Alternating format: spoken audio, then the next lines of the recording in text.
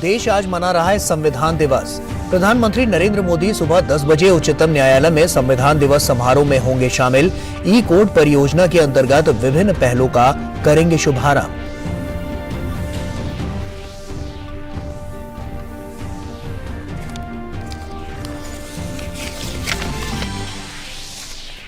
रक्षा मंत्री राजनाथ सिंह आज नई दिल्ली में भारत दौरे पर आए। अपने फ्रांसीसी समकक्ष सेबेस्टियन लेकोर्नू के साथ चौथी भारत फ्रांस वार्षिक रक्षा वार्ता की सह अध्यक्षता करेंगे।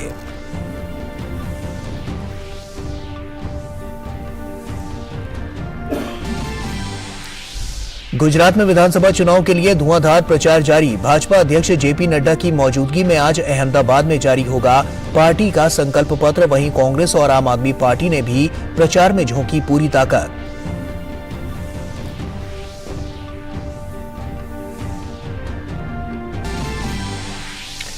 भारतीय अंतरिक्ष अनुसंधान संगठन आज सुबह 11:56 पर श्रीहरिकोटा के सतीश धवन स्पेस सेंटर से earth observation satellite Oceansat 3 और 8 नैनो उपग्रहों का करेगा प्रक्षेपण। प्रक्षेपित होने वाले उपग्रहों में भूटान का एक सैटेलाइट भी शामिल। और फीफा विश्व कप में ईरान ने हासिल की प्रतियोगिता की पहली जीत। रोमांचक मुकाबले में वेल्स को 2-0 से दी शिकस्त। वहीं दूसरे मुकाबले में सेनेगल ने मेजबान कतर को 3-1 से दी मात।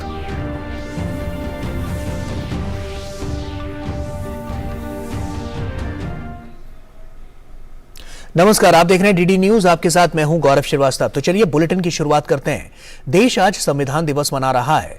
प्रधानमंत्री नरेंद्र मोदी आज सर्वोच्च न्यायालय में संविधान दिवस समारोह में भाग लेंगे।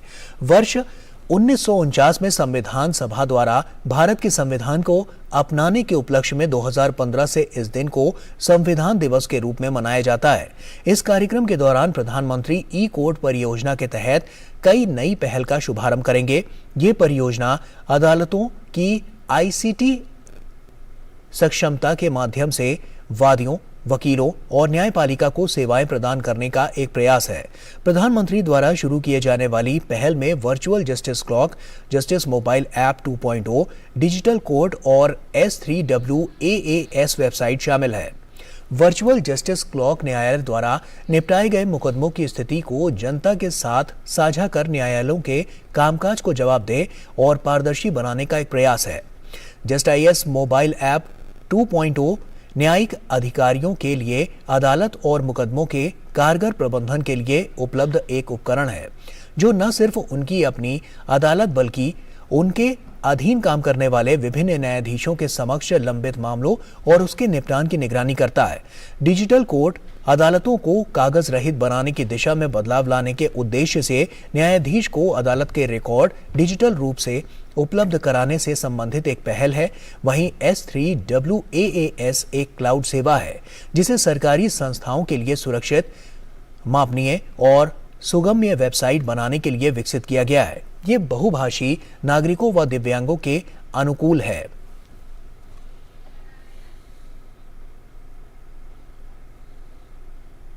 विकास सारथी हमारे सहयोगी हमारे साथ जुड़ गए हैं। विकास का रुख करते हैं। विकास, हम पहले भी इस पर बात कर रहे थे, चर्चा कर रहे थे, क्योंकि आज काफी महत्वपूर्ण दिन है। किस तरह की तैयारियां नजर आ रही हैं और संविधान दिवस को लेकर, जैसा कि हम जानते हैं, क्योंकि तमाम जो रणनीतियां बनती हैं वो कहीं ना कहीं कारगर साबित होती हैं। ऐसे में न्याय प्रणाली में एक और मील का पत्थर ये साबित होगा जब प्रधानमंत्री नरेंद्र मोदी यहाँ पर पहुंचेंगे। बिल्कुल, आप कह सकते हैं कि ये एक ऐसा मौका होता है, खास तौर से, हालांकि बीच बीच में भी इस तरह की बैठकें होती रहती हैं जिसमें कार्यपालिका और न्यायपालिका के बीच आपसी बातचीत होती है, लेकिन इस दिन को खास तौर से हम देखते हैं कि दोनों जो कार्यपालिका और न्यायपालिका हैं वो अपनी अपनी भूमिका के बारे में बात करते हैं कि उन्होंने कोर्ट के पेंडिंग केसेस के डिस्पोजल के लिए क्या कदम उठाए हैं। और दूसरा एक अहम बात ये होती है गौरव की, कार्यपालिका अपनी जरूरतें और अपनी जो भी आकांक्षाएं हैं उसके बारे में जुडिशरी को बताती है। और यही हम देखते हैं कि कोर्ट्स भी सरकार के सामने अपनी मांगे रखते हैं कि उन्हें किस तरह का इंफ्रास्ट्रक्चर चाहिए, किस तरह की अपॉइंटमेंट्स में जो तेजी चाहिए, जजों की संख्या को बढ़ाने के लिए क्या क्या कदम उठाए जाने चाहिए, इस तरह के सुझाव देते हैं। तो इस लिहाज से ये बहुत अहम दिन माना जाता है कि इस दिन कम से कम दोनों पक्ष एक राय होंगे ताकि ज्यादा से ज्यादा केसों की जो पेंडेंसी है उसको दूर किया जा सके, उसको निपटाया जा सके। जहां तक प्रधानमंत्री की पार्टिसिपेशन की बात करें तो हर बार वो कोई ना कोई ऐसा सुझाव देते हैं जिस पर कोर्ट भी गंभीरता से विचार करते हैं। आप चाहे आप संविधान दिवस का जो नाम है इसको बदलने को लेकर के ही देखें तो 2015 से पहले इसे विधि दिवस या कानून दिवस के तौर पर मनाया जाता था। ये प्रधानमंत्री मोदी का ही इनिशिएटिव था कि हमें इस दिन को संविधान दिवस के तौर पर मनाना चाहिए, तो इसकी जो व्यापकता है वो ज्यादा होगी। और इसके अलावा ई कोर्ट्स प्रोजेक्ट को लेकर के इनिशिएटिव की बात हो या फिर जिसकी आप अभी बात कर रहे थे, जो एक जुडिशियल क्लॉक है जिसमें लगातार ये संख्या बताई जाती रहती है कि कितने केसेस निपटाए जा चुके हैं और कितने केसेस अभी पेंडिंग हैं। तो इस तरह के इनिशिएटिव हमेशा इस संविधान दिवस के मौके पर देखने को मिलते हैं और आज भी हम ये उम्मीद कर रहे हैं कि कोर्ट्स की तरफ से, जुडिशरी की तरफ से किसी नए इनिशिएटिव की घोषणा की जा सकती है और वहीं प्रधानमंत्री मोदी भी केसों के निपटारे के लिए कोई एक out of the box solution, कोई नया सुझाव, कोई नया परामर्श जुडिशरी के सामने रख सकते हैं। बिल्कुल, विकास कामकाज में और पारदर्शिता देखी जा सकती है और साफ तौर पर ये नजर भी आएगी, क्योंकि हमने देखा है कि तमाम जो नई पहल है उसका जब प्रधानमंत्री नरेंद्र मोदी शुभारंभ करेंगे तो ऐसे में कामकाज में जो पारदर्शिता है वो और ज्यादा सुचारू रूप से नजर आएगी। देखिए, बिल्कुल पारदर्शिता की जो अगर हम बात करें तो पिछले कुछ सालों में सुप्रीम कोर्ट का जो कामकाज है ना केवल जुडिशियल साइड पे बल्कि प्रशासनिक साइड पे, एडमिनिस्ट्रेटिव साइड पर, उसको लेकर के भी काफी कदम उठाए गए हैं। इसको लेकर सरकार भी ये बात कहती रहती है कि जो चाहे वो अपॉइंटमेंट्स की व्यवस्था हो या एडमिनिस्ट्रेटिव डिसीजंस हो उसमें जुडिशरी में ज्यादा पारदर्शिता की जरूरत है। अभी हाल ही में 2 दिन पहले ही सुप्रीम कोर्ट ने अपना जो आरटीआई का जो पूरा सेल था उसकी व्यवस्था को बदला है और अब आप आरटीआई एप्लीकेशन ऑनलाइन दाखिल कर सकते हैं सुप्रीम कोर्ट की वेबसाइट पे जाकर के। उससे पहले हम बात करें तो सुप्रीम कोर्ट ने एक बहुत अहम फैसले में ये भी कहा था ट्रांसपेरेंसी को बढ़ाने के लिए कि चीफ जस्टिस का जो ऑफिस है वो भी आरटीआई के दायरे में आता है और कुछ एक चीजों को जो कि जिसको हम कहें कि संवेदनशील सूचनाएं होती है उनको छोड़ के बाकी सारी सूचनाएं सीजीआई के ऑफिस से जुड़ी जो है वो पब्लिक डोमेन में रखी जा सकती हैं। तो सीजीआई का ऑफिस भी आरटीआई के दायरे में आता है। इस तरह के पहल हम देख रहे हैं कि पिछले कई सालों में हुई है और जुडिशियल अकाउंटेबिलिटी बढ़े, इसको लेकर के हर साल कोई ना कोई एक नई पहल शुरू की जाती है। विकास, व्यवस्थाओं की अगर जब हम बात करते हैं तो हमने देखा है कि बीते कुछ वर्षों में व्यवस्थाओं में काफी बदलाव देखने को मिला है। जो न्यायिक प्रणाली रही है उसमें भी काफी बदलाव देखने को मिला है, उसकी रूपरेखा को भी और पहले से ज्यादा दुरुस्त किया गया है। अगर हम आज के भारत की बात करते हैं तो कहीं ना कहीं जो तमाम जो पेंडिंग केसेस थे वो लगातार अब उनको क्लियर करने का जो सिलसिला है वो तेज गति से जारी है। आज का जो ये पूरा समारोह है इसके बाद से हम कह सकते हैं कि इसमें और ज्यादा तेजी आएगी। गौरव, जहां तक पेंडेंसी की बात है उसको लेकर के हर चीफ जस्टिस ऑफ इंडिया एक नए सॉल्यूशन के साथ आता है। जैसे अभी हाल ही में जस्टिस डीवाई चंद्रचूड़ ने जब कार्यभार संभाला है तो उन्होंने पेंडेंसी को दूर करने के लिए कुछ कदम उठाए हैं जिनमें उन्होंने सुप्रीम कोर्ट की जो 13 बेंच है उनको कहा है कि वो हर दिन 10 जमानत के मामले और 10 ट्रांसफर पिटीशन यानी 20 केसेस पर सुनवाई करे और उनका निपटारा करे। तो इस तरह के इनिशिएटिव्स लिए जाते हैं साल दर साल और उसके हिसाब से ये कदम उठाए जाते हैं कोर्ट्स में कि पेंडेंसी को कम किया जा सके। ठीक है विकास, अब नजर बनाकर रखिए, हम आगे भी आपसे अपडेट लेते रहेंगे। बहरहाल आपका बहुत बहुत शुक्रिया तमाम जानकारियां हमसे साझा करने के लिए। आगे बढ़ते हैं। रक्षा मंत्री राजनाथ सिंह अपने फ्रांसीसी समकक्ष सेबेस्टियन लेकार्नू के साथ भारत फ्रांस सालाना रक्षा वार्ता की सह अध्यक्षता करेंगे। इस दौरान सामरिक साझेदारी और द्विपक्षीय संबंधों समेत कई अहम मुद्दों पर चर्चा होगी। रक्षा मंत्रालय के मुताबिक फ्रांस के रक्षा मंत्री के रूप में लेकार्नू की ये पहली भारत यात्रा है। अपने भारत दौरे में लेकार्नू नई दिल्ली में विदेश मंत्री एस जयशंकर और राष्ट्रीय सुरक्षा सलाहकार अजीत डोभाल से भी मुलाकात करेंगे। उनका कोची में दक्षिणी नौसेना कमान के मुख्यालय का दौरा करने और भारत के पहले स्वदेशी विमान वाहक पोत INS विक्रांत को देखने का भी कार्यक्रम है।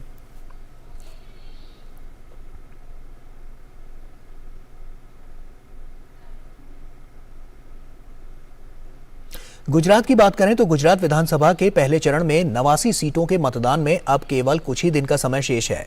राज्य में विधानसभा चुनाव के लिए धुआंधार प्रचार जारी है। भाजपा अध्यक्ष जेपी नड्डा की मौजूदगी में आज अहमदाबाद में पार्टी का संकल्प पत्र जारी होगा। इस दौरान गुजरात भाजपा के प्रदेश अध्यक्ष के साथ साथ पार्टी के कई अन्य दिग्गज नेता भी वहां पर मौजूद रहेंगे। पार्टी अपने संकल्प पत्र में गुजरात के विकास के मॉडल को और तेजी से लागू करने की रूपरेखा के बारे में जानकारी देगी। चुनाव में जीत सुनिश्चित करने के लिए भारतीय जनता पार्टी अपनी पूरी ताकत झोंक रही है। वहीं पार्टी के वरिष्ठ और दिग्गज नेता राज्य में अपने धुआंधार प्रचार कर रहे हैं। भाजपा के वरिष्ठ नेता और केंद्रीय गृह मंत्री अमित शाह आज भावनगर, वडोदरा और अहमदाबाद जिलों में चुनावी जनसभाएं करेंगे। गुजरात विधानसभा के पहले चरण की 89 सीटों के चुनाव के लिए सभी राजनीतिक दल जोर शोर से प्रचार कर रहे हैं। इस चरण का मतदान 1 दिसंबर को होगा।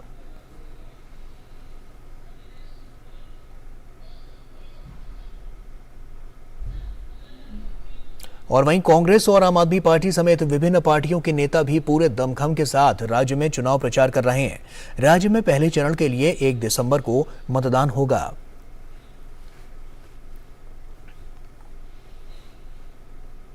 प्रधानमंत्री नरेंद्र मोदी की जबरदस्त लोकप्रियता केवल भारत ही नहीं पूरी दुनिया में है। ये बात एक रेटिंग एजेंसी के सर्वे में साबित हुई है। प्रधानमंत्री नरेंद्र मोदी 77% के साथ विश्व के सर्वाधिक लोकप्रिय नेता बने हुए हैं। अमेरिकी कंपनी मॉर्निंग कंसल्ट की ओर से विश्व नेताओं की लोकप्रियता के बारे में जारी रेटिंग में यह खुलासा किया गया है।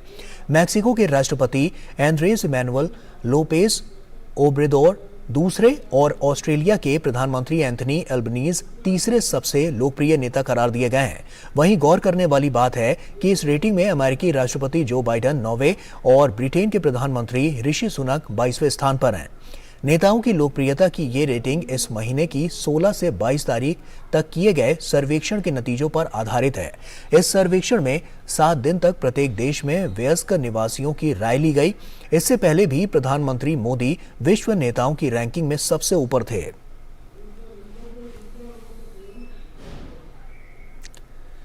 और असम की गौरव गाथा में अहोम सेनापति लचित बोरफुकन का अहम स्थान है और प्रधानमंत्री नरेंद्र मोदी कल नई दिल्ली में आयोजित लचित बोरफुकन की 400वीं जयंती समारोह में शामिल हुए। इस मौके पर असम के कुछ युवाओं ने प्रधानमंत्री के सामने भूपेन हजारिका का गीत प्रस्तुत किया।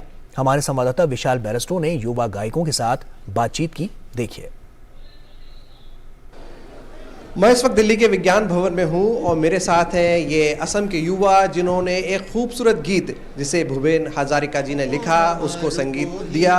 हमारा सुनहरा, हमारा खूबसूरत असम, इसको उन्होंने आज प्रधानमंत्री के सामने गाया और हम मना रहे हैं लचित बोरफुकन की 400वीं जयंती। आइए हम उनसे बात करते हैं और जानते हैं आज जो आपने ये गीत गाया प्रधानमंत्री के सामने कैसा लग रहा था, और वो भी लचित बोरफुकन की 400वीं जयंती पर। हम लोग के लिए बहुत this is a great opportunity कि हम लोग प्रधानमंत्री जी के सामने डॉक्टर भूपेन हजारिका का गीत हम लोग प्रस्तुत किया आज, तो बहुत अच्छा लगा।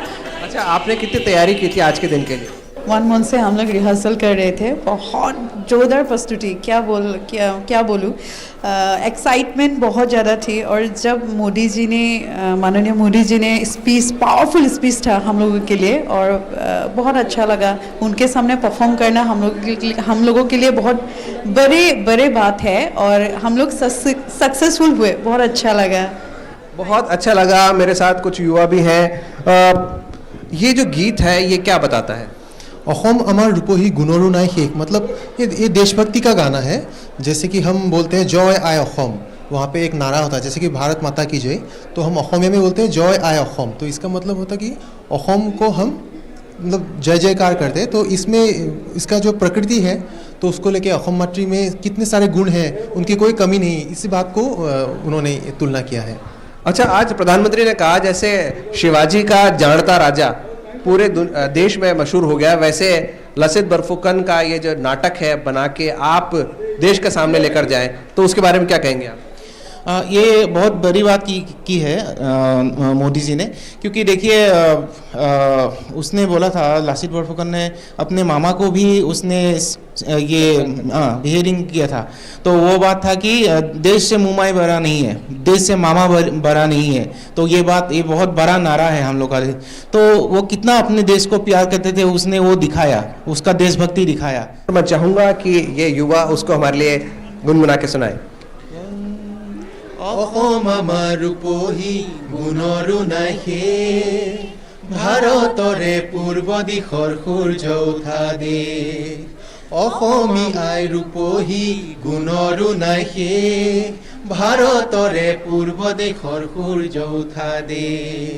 जितना खूबसूरत गाना उतना ही गौरव में इतिहास। और हम मना रहे हैं लासित बोरफुकन की 400वीं जयंती, जिनकी वजह से आज असम पूर्वोत्तर हमारे देश का हिस्सा है। कैमरामैन भीम और सुनील के साथ मैं विशाल बैरिस्टो, डीडी न्यूज़, दिल्ली। और वहीं इसरो आज earth observation satellite Oceansat 3 का प्रक्षेपण करेगा। PSLV C-54 रॉकेट की मदद से ओशन सैट 3 के साथ 8 नैनो सैटेलाइट्स का भी प्रक्षेपण किया जाएगा।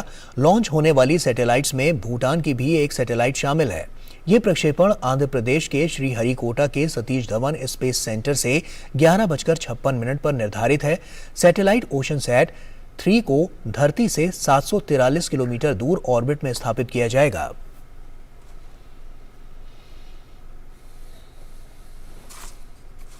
और वहीं भारत आगामी 1 दिसंबर को G20 की अध्यक्षता ग्रहण करने के लिए पूरी तरह से तैयार है।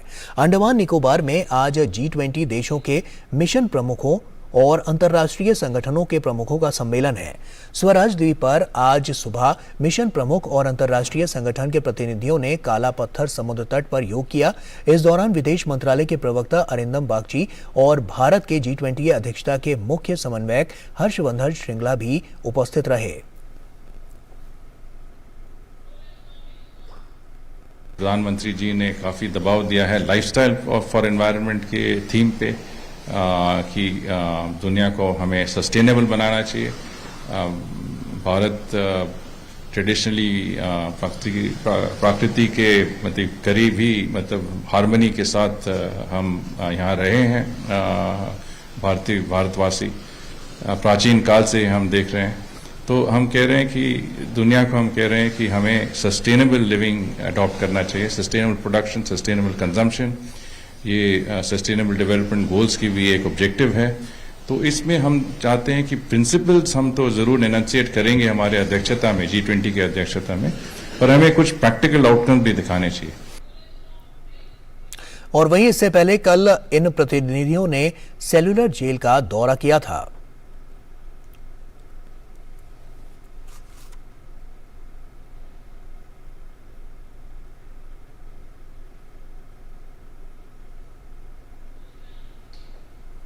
और वहीं भारत के G20 शेरपा अमिताभ कांत ने डीडी न्यूज के साथ खास बातचीत में बताया कि विश्व के आगे रूस यूक्रेन युद्ध और सतत विकास जैसी कई चुनौतियां हैं। विश्व को मिलकर इन चुनौतियों को अवसर में बदलना है और आगे बढ़ना है। चैलेंजेस तो देखिए बहुत हैं, कई चैलेंजेस हैं। जियोपॉलिटिक्स का चैलेंज है, रशिया यूक्रेन का चैलेंज है, सस्टेनेबल डेवलपमेंट गोल का चैलेंज है, ग्लोबल डेट का चैलेंज है, फाइनेंस का। पर हर चैलेंज में एक अवसर होता है और हमारा लक्ष्य ये है कि हम पॉजिटिव और कंस्ट्रक्टिव अप्रोच से एक अवसर ढूंढ के हम देश, पूरी दुनिया को आगे ले चलें। और वहीं अंडमान निकोबार में आज होने वाले सम्मेलन की तैयारियों का जायजा लिया हमारे संवाददाता अमृतपाल सिंह ने। देखिए, 1 दिसंबर को भारत G20 की अध्यक्षता अज्यूम करेगा। अगले साल भारत G20 का जो सम्मेलन है, शिखर सम्मेलन है, उसको ऑर्गेनाइज करेगा, क्योंकि भारत होस्ट कंट्री है। G20 की मीटिंग्स का सिलसिला शुरू हो चुका है। इस वक्त मैं अंडमान निकोबार आइलैंड्स में पोर्ट ब्लेयर की सेलुलर जेल में हूं। यहां पर करीब 42 हेड्स ऑफ मिशन या एम्बेसडर्स जो इंडिया में पोस्टेड हैं G20 कंट्रीज के, इंटरनेशनल ऑर्गेनाइजेशंस के और इनवाइटी और जो देश हैं उनको लाया गया है। अमिताभ कांत का कहना है कि भारत के सामने कई चैलेंजेस हैं, वो क्लाइमेट फाइनेंस से लेकर एनवायरनमेंट चैलेंजेस से लेकर यूनानिमिटी बनाना और जिस तरह की जियोपॉलिटिक्स इस वक्त दुनिया में जिसका प्रभाव है उसके चलते ये एक चैलेंजिंग प्रेसिडेंसी रहेगी। पर उनका ये भी कहना है कि सेलुलर जेल से ये विजिट शुरू करना एक भारत जब अपना आजादी का महोत्सव मना रहा है उसकी एक सिग्निफिकेंस है जो भारत इन एम्बेसडर्स को, इन देशों को कन्वे कर रहा है। आज 26 नवंबर 2008 को मुंबई में हुए भीषण आतंकी हमले की 14वीं बरसी है। लश्कर-ए-तैयबा के आतंकियों द्वारा किए गए इस हमले में करीब 166 लोगों ने अपनी जान गंवाई थी और 300 से ज्यादा लोग घायल हुए थे। इस मौके पर हम आतंकियों से लड़ते हुए अपना सर्वोच्च बलिदान देने वाले हमारे पुलिस और सुरक्षा बलों के वीर जवानों को याद कर रहे हैं। इनमें पुलिस अधिकारी अशोक कामते, हेमंत करकरे, तुकाराम ओंबोले और विजय सालस्कर जैसे जवान शामिल हैं।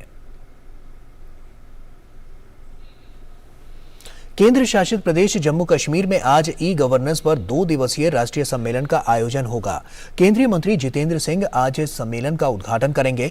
इस सम्मेलन में केंद्रीय मंत्रालयों, विभागों, 28 राज्यों और 8 केंद्र शासित प्रदेशों के प्रतिनिधि भाग लेंगे। आगे बढ़ते हैं। केंद्र सरकार देश के अन्नदाताओं की आय को बढ़ाने के लिए प्रयासरत है। इसी कड़ी में उत्तर प्रदेश के आकांक्षी जनपद सोनभद्र में किसानों की आय दोगुनी करने के उद्देश्य से ड्रैगन फ्रूट की खेती की शुरुआत की गई है। ड्रैगन फ्रूट की खेती कम उर्वरक शक्ति वाली जमीनों के साथ ही पानी की बहुत कम खर्चे पर आसानी से की जा सकती है और इस फल से आय भी खूब है। पेश है जमीनी हकीकत से जुड़ी ये खास रिपोर्ट।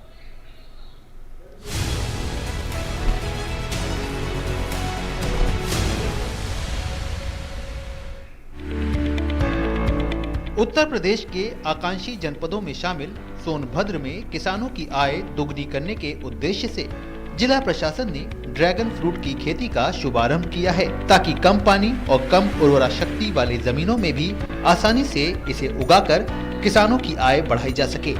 प्रशासन ने डिस्ट्रिक्ट मिनरल फंड के सहयोग से इस खेती को बढ़ावा देने के लिए किसानों को आगे आने का आह्वान किया है।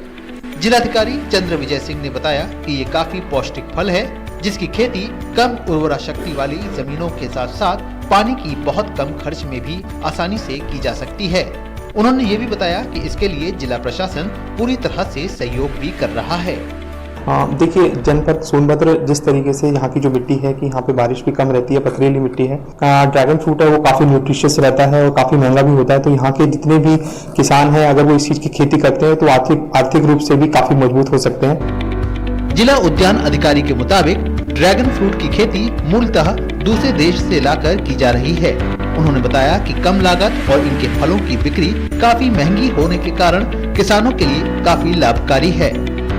इसमें जो है माइक्रो न्यूट्रिएंट और तमाम अच्छी चीज़ें जो है विटामिन मिनरल्स इसमें पाया जाता है और इससे जो है एक तो किसान की आय बहुत बेहतरीन हो सकती है। इसे 1 हेक्टेयर में कम से कम 25 से 30 लाख रुपया पर ईयर कमाया जा सकता है फल बेच के। खेती की शुरुआत करने वाले किसानों के अनुसार ये एक बहुत ही महंगी और औषधि खेती है, लेकिन जिला प्रशासन के सहयोग के कारण काफी आसानी से शुरू किया गया है। 1.5 बीघे में करीब पहले साल में ही मान के चलिए कि 25 से 30 हज़ार रुपये पहले साल में ही मतलब लागत काटने के बाद मिल जाता है। दूसरे साल में बढ़ता है और तीसरे चौथे साल में 1.5 बीघा मतलब 1 एकड़ में आपका मतलब 6 लाख रुपए लागत काटने के बाद 6 लाख रुपए का प्रॉफिट है। आकांक्षी जिला होने के कारण सोनभद्र जिले के विकास पर केंद्र सरकार का विशेष जोर है। इसी के तहत यहाँ किसानों की आय बढ़ाने की मुहिम के तहत ड्रैगन फ्रूट की खेती को प्रोत्साहित किया जा रहा है। यह खेती किसानों के लिए काफी लाभदायक भी है। ड्रैगन फ्रूट की 1 एकड़ में खेती करीब 6 लाख रुपए की बचत है, जो अन्य फसलों से काफी बेहतर है। Bureau report, DD news.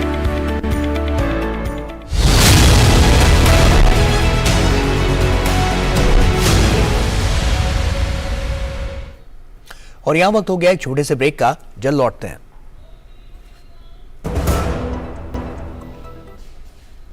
तो ब्रेक के बाद एक बार फिर से आप सभी का स्वागत है। फुटबॉल विश्व कप में मेजबान कतर को सेनेगल ने 3-1 से हरा दिया। इस जीत के साथ ही उसने ग्रुप ए में अपना खाता खोला। दूसरी ओर मेजबान कतर की ये लगातार दूसरी हार है और वो विश्व कप से बाहर होने की कगार पर है। सेनेगल की ओर से डिडियोहू और डिएंग ने गोल किए, वहीं कतर की ओर से मुंतारी ने गोल किया। और फीफा विश्व कप 2022 के छठे दिन ईरान ने वेल्स को हराकर अपनी पहली जीत हासिल की है। उसने ग्रुप बी में वेल्स के खिलाफ निर्धारित समय के बाद इंजरी टाइम में 2 गोल दागकर मैच को अपने नाम कर लिया। ईरान के रूबेज चेशमी ने मैच में मिले अतिरिक्त समय में पहला गोल दागकर टीम खाता खोला। इसके बाद ईरान की तरफ से रमीन रजियान ने दूसरा गोल दागकर 2-0 के अंतर से जीत अपने नाम कर ली।